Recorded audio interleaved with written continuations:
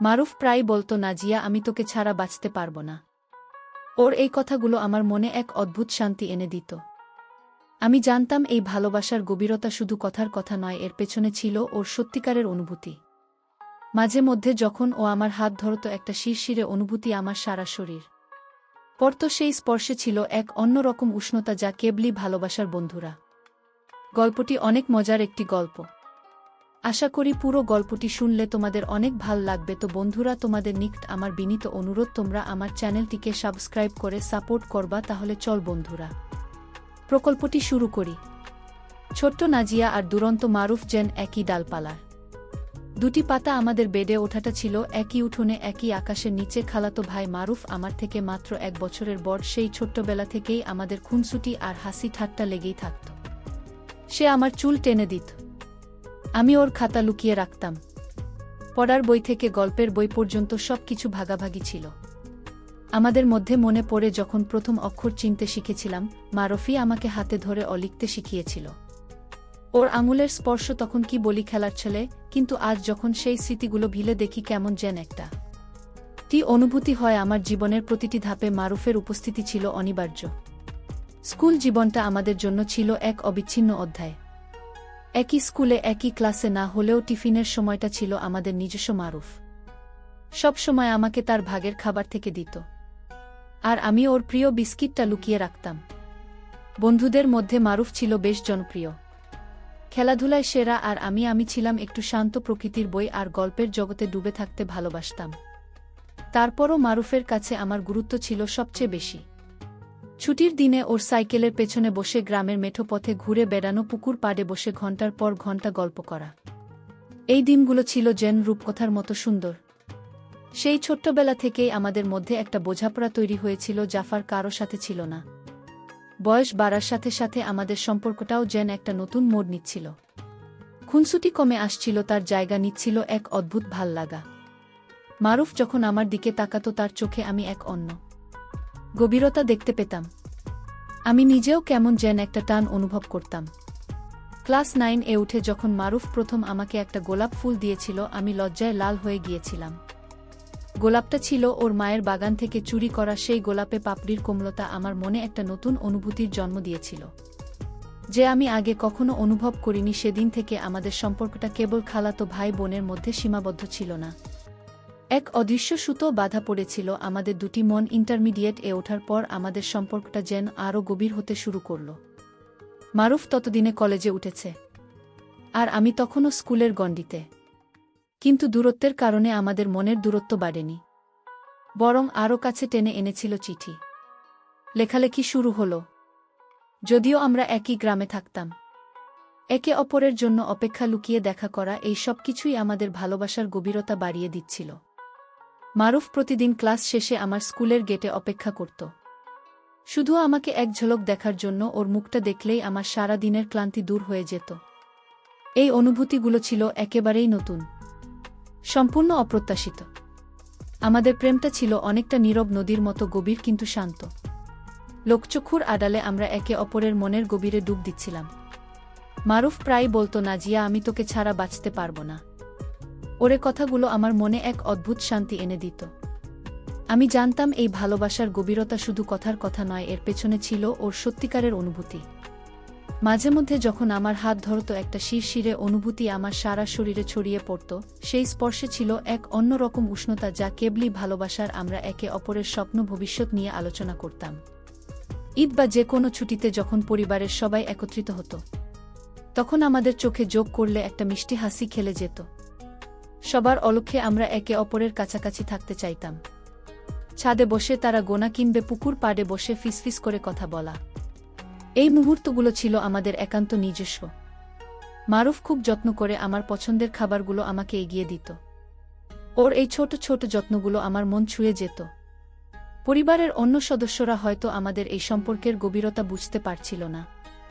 তারা ভাবত এটা কেবলই ভাই বোনের ভালোবাসা। কিন্তু আমরা দুজন জানতাম আমাদের হৃদয়ে এক অন্যরকম গল্প লেখা হচ্ছে। একবার ঈদের ছুটিতে মারুফ আমাদের বাড়িতে বেড়াতে এসেছিল। সেদিন রাতে ছাদে বসেছিলাম আমরা দুজন। পূর্ণিমার চাঁদ আকাশে আলো ছড়াচ্ছিল, আর সেই আলোর নিচে মারুফ আমার হাতটা ধরেছিল। নাজিয়াও বলল, আমি তোকে ছেড়ে বাঁচতে পারবো না। ওরে কথাগুলো আমার মনে এক অদ্ভুত শান্তি এনে দিত। আমি নিজেও তাকে কতটা ভালোবাসি তা হয়তো মুখে প্রকাশ করতে পারিনি, কিন্তু আমার নীরবতা আর ওর হাতের উপর আমার হাতের চাপই ছিল। আমার উত্তর সেই রাতে চাঁদ, তারা আর বাতাসের বিষবিষানি আমাদের ভালোবাসার সাক্ষী হয়েছিল। এই ঘটনার পর আমাদের সম্পর্কটা আরও দৃঢ় হল। আমরা বুঝতে পারছিলাম আমাদের ভালোবাসার গন্তব্য কোথায়। আমাদের স্বপ্নগুলো এক হতে শুরু করল। ভবিষ্যতের পরিকল্পনায় মারুফ আর আমি একাকার হয়ে গেলাম। আমরা জানি আমাদের এই সম্পর্কটা সমাজের কাছে হয়তো সহজে গ্রহণীয় হবে না, কিন্তু আমাদের বিশ্বাস ছিল ভালোবাসার শক্তির উপর। আমরা সিদ্ধান্ত নিয়েছিলাম যে কোনো প্রতিকূলতা আসুক না কেন আমরা একে অপরের হাত ধরে রাখব। এই পথটা হয়তো সহজ হবে না, কিন্তু একে অপরের পাশে থাকলে সব বাধাই অতিক্রম করা সম্ভব। এই বিশ্বাস নিয়েই আমরা এগিয়ে চলছিলাম। আমাদের প্রেমটা ছিল অনেকটা গোপনীয়তার চাদরে ঢাকা। পরিবারের কাছে আমরা তখনও কেবল খালাত ভাই বোন, কিন্তু আমাদের হৃদয়ে তখন বইছিল এক অন্যরকম স্রোত। কলেজে যাওয়ার সময় মারুফ দূর থেকে আমাকে এক ঝলক দেখতে পেত, কিংবা আমি যখন টিউশন নিতে যেতাম তখন সেই লুকিয়ে আমার পথের ধারে ডালিয়ে থাকত। এই লুকোচুরির মধ্যেও আমাদের ভালোবাসার গভীরতা অনুভব করতে পারতাম। একটা ছোট্ট চিঠি কিংবা একটা কলিং বেলের আওয়াজ, এই সব কিছুই আমাদের মধ্যে যোগাযোগ স্থাপন করত। মনে পড়ে একবার মারুফ আমার বইয়ের ভেতরে একটা ছোট্ট চিরকুট রেখে গিয়েছিল, যেখানে লেখা ছিল, তোমার হাসি আমার সবচেয়ে প্রিয়। সেই চিরকুটটা আমি আজও যত্নে রেখে দিয়েছি। প্রেমের এই লুকোচুরি খেলা আমাদের জন্য ছিল এক অদ্ভুত রোমাঞ্চকর অভিজ্ঞতা। যখন পরিবারের সবাই রাতের খাবার খেয়ে বিশ্রাম নিত, তখন আমরা সুযোগ খুঁজতাম একটু নিরিবিলি কথা বলার। কখনো ছাদে, কখনো বাড়ির পেছনের বারান্দায় চাঁদের আলো, কিংবা নিস্তব্ধ আন্ধারে আমাদের ফিসফিসানি শোনা যেত। মারুফ আমার হাত ধরে কত ভবিষ্যৎ স্বপ্নের কথা বলত, যেখানে আমরা দুজন পাশাপাশি হাঁটছি। ওর চোখে আমি দেখতাম এক অদম্য বিশ্বাস, যা আমাকেও সাহস জোগাত।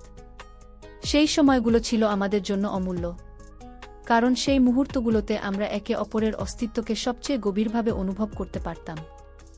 ইন্টারমিডিয়েট দ্বিতীয় বর্ষে পড়ার সময় আমার উপর পরীক্ষার চাপ বাড়ছিল। পড়াশোনার চাপে অনেক সময় মারুফের সাথে দেখা করা বা কথা বলার সুযোগ পেতাম না, কিন্তু মারুফ ছিল আমার সবচেয়ে বড় অনুপ্রেরণা। সে আমাকে পড়াশোনার সাহায্য করত, কঠিন বিষয়গুলো সহজ করে বুঝিয়ে দিত। পরীক্ষার আগে যখন আমি ভীষণ চিন্তিত থাকতাম, তখন মারুফ আমাকে সাহস দিত, চিন্তা করিস না নাজিয়া, তুই পারবি, আমি তো আছি তোর পাশে। ওর এই কথাগুলো আমাকে শক্তি যোগাত। ওর বিশ্বাস আমার মনে এক নতুন আত্মবিশ্বাস তৈরি করত, যার ফলে আমি পড়াশোনায় আরও মনোযোগ দিতে পারতাম। আমাদের ভালোবাসার সম্পর্কটা এতটাই গভীর হয়ে গিয়েছিল যে আমরা একে অপরের উপস্থিতি ছাড়া থাকতে পারতাম না। একদিনের জন্য যদি দেখা না হতো, মনটা কেমন যেন অস্থির হয়ে উঠত। ফোনের যুগ তখনও আসেনি, তাই যোগাযোগ ছিল চিঠির মাধ্যমে কিংবা লুকিয়ে দেখা করার মাধ্যমে। মারুফ আমাকে প্রায় ফোন করত ওর বাবার অফিসের ফোন থেকে, যদিও সেটা ছিল বেশ ঝুঁকিপূর্ণ। ওর কণ্ঠস্বর শুনলেই আমার মনটা শান্ত হয়ে যেত। ওর প্রতিটি কথা, প্রতিটি অনুভূতি আমার হৃদয়ে গেঁথে যেত। এই গভীর টানটা আমাদের দুই পরিবারকে অগোচরে একটি বিশেষ সম্পর্কের দিকে নিয়ে যাচ্ছে। মারুফের মা অর্থাৎ আমার খালা আমাদের মধ্যে এই বিশেষ বন্ধনটা কিছুটা আঁচ করতে পারছিলেন। তার চোখে আমি মাঝে মাঝে এক অদ্ভুত দৃষ্টি লক্ষ্য করতাম।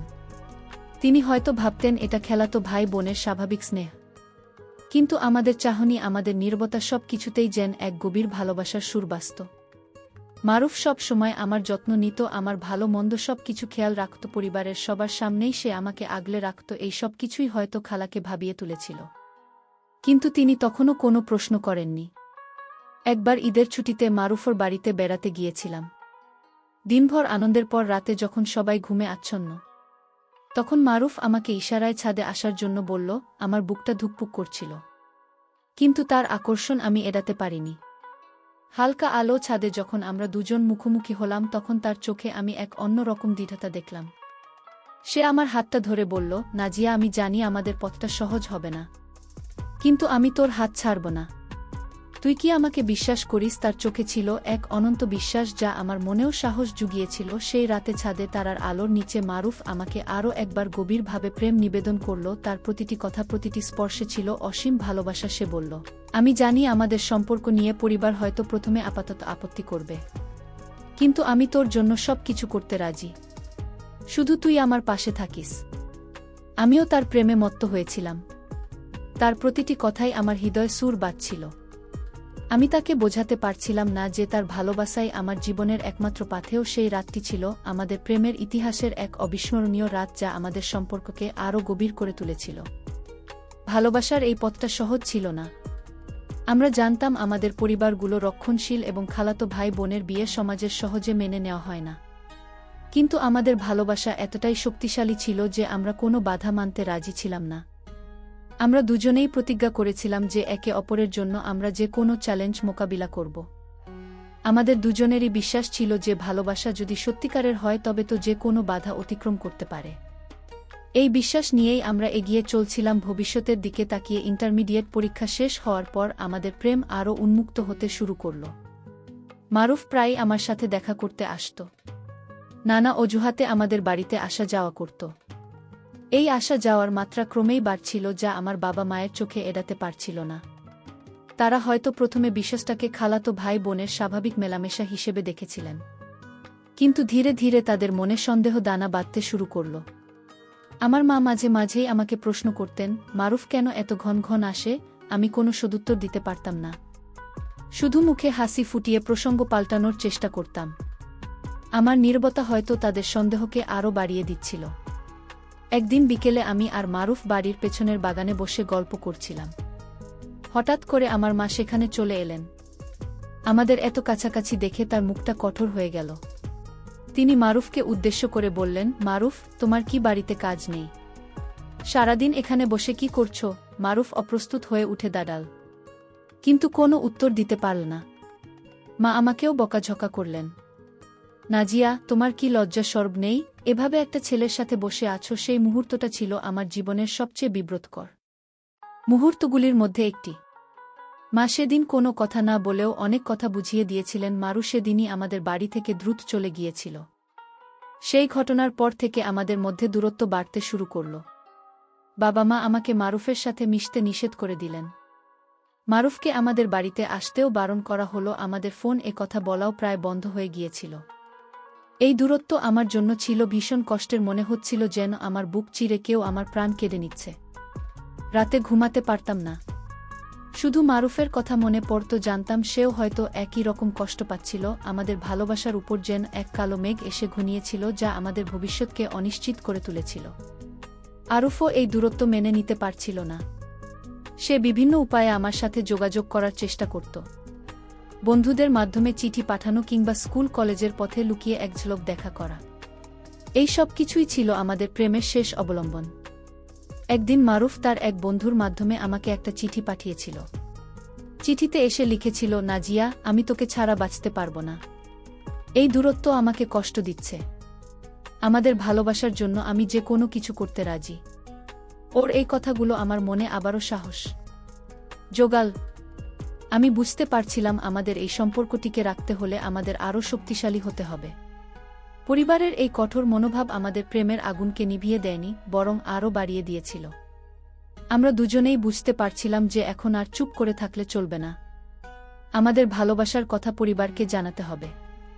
সেটার জন্য যে কোনো পরিণতি আসুক না কেন, এই সিদ্ধান্ত নিতে আমাদের অনেক সাহস লেগেছিল। কারণ আমরা জানতাম এটা পরিবারে অনেক বড় একটা ঝড় তুলবে। কিন্তু একে অপরের প্রতি আমাদের বিশ্বাস এতটাই অটল ছিল যে আমরা ঝুঁকি নিতে প্রস্তুত ছিলাম। আমরা মনে করেছিলাম যদি ভালোবাসা সত্যিকারের হয়, বেতা যে কোনো প্রতিকূলতা অতিক্রম করতে পারে। অবশেষে মারুফই প্রথম তার পরিবারে আমাদের সম্পর্কের কথা জানায়। তার বাবা মা প্রথমে বিশ্বাস করতে পারেননি। মারুফের বাবা ভীষণ রেগে গিয়েছিলেন। তিনি বলেছিলেন, এসব কি বলছিস? মারুফ খালাতো বোন মানে তো বোনের মতো, এ সম্পর্ক কোনোদিন মেনে নেওয়া যায় না। মারুফের মা কিছুটা নরম হলেও সামাজিক দিকটা ভেবে তিনিও বেশ চিন্তিত ছিলেন।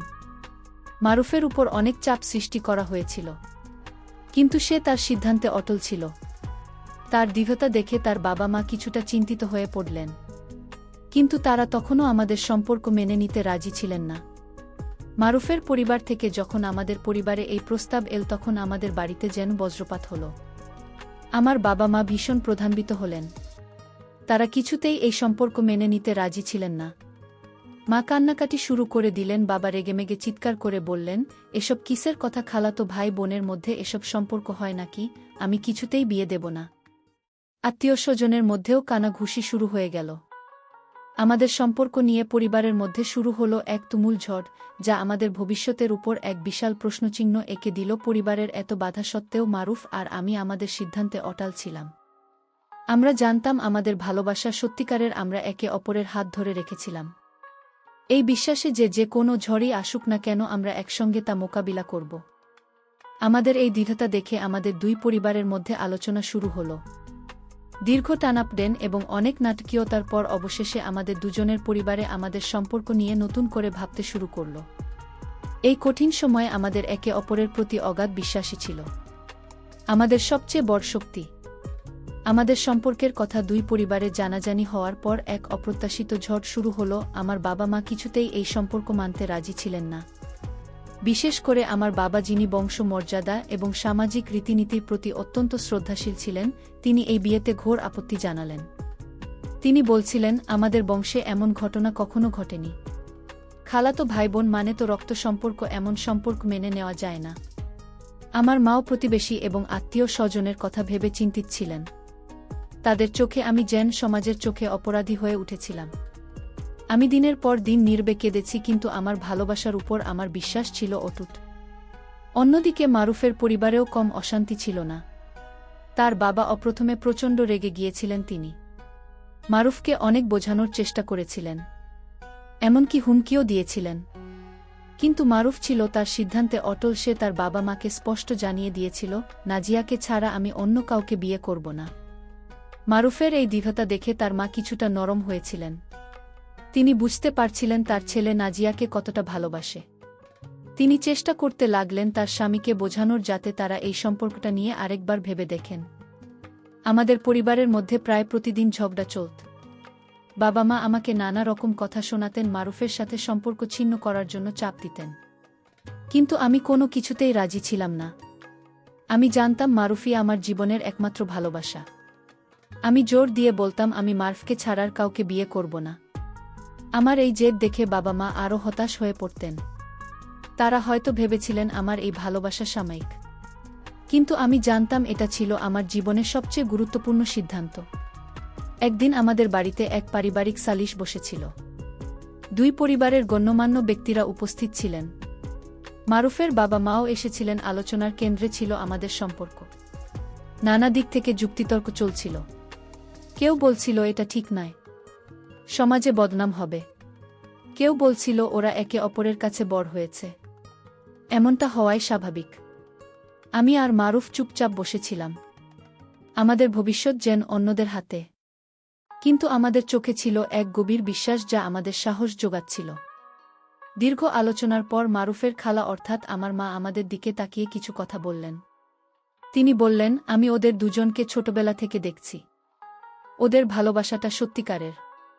ওরা যদি একে অপরকে ছাড়া বাঁচতে না পারে, তবে কেন ওদের আলাদা করব?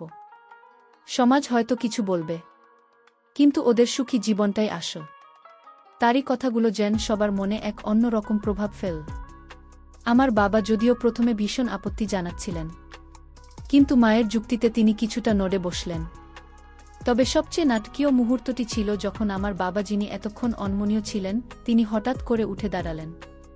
তিনি এক দীর্ঘশ্বাস ফেলে বললেন, ঠিক আছে, যদি ওরা এতই একে অপরকে ভালোবাসে, আর যদি এটাই ওদের ভাগ্য হয়, তবে আমার আর কিছু বলার নেই। আমি এই বিয়েতে রাজি। বাবার এই কথা শুনে আমরা সবাই যেন স্তম্ভিত হয়ে গেলাম। মারুফার আমার চোখে আনন্দের জল চলে এসেছিল। আমাদের এতদিনের স্বপ্ন যেন সত্যি হতে যাচ্ছিল। পরিবারের অন্য সদস্যরাও বাবার এই সিদ্ধান্তে স্বস্তি পেলেন। অবশেষে আমাদের দুই পরিবারের মধ্যে অনেক নাটকীয়তার পর আমাদের বিয়ের দিন ধার্য করা হলো।